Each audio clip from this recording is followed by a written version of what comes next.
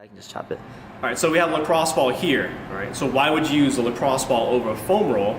I would suggest using the lacrosse ball for smaller muscle areas, right? Or smaller muscle groups, or maybe areas that are not as flat or as long, right? That maybe have a curvilinear pattern to it, right? So here's one example in terms of the curvilinear pattern is the posterior hip.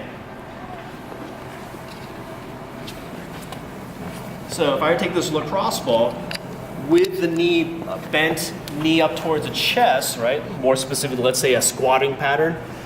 Now that hip's not flat, it's going to be way more of a giant ball, right? So that curvature is just not really going to be as good with the foam roll. I feel like the ball can get into these spots a little bit differently. Okay.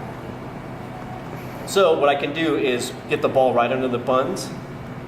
I can shift my weight over my hands and my feet and vary the pressure to be able to get a good soft tissue mode with that structures in the back of the hip.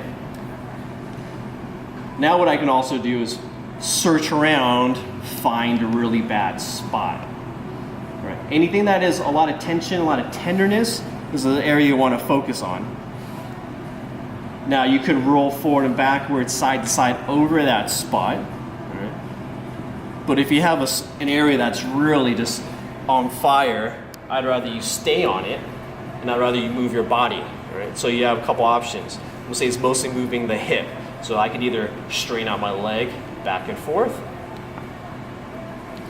And actually in this example, I feel more tension and tenderness at this tail end right here. So now I can change that angle to the area or the angle that it's more painful. I could also go here, I can move my knee back and forth, go internal rotation, external rotation of the hip, back and forth.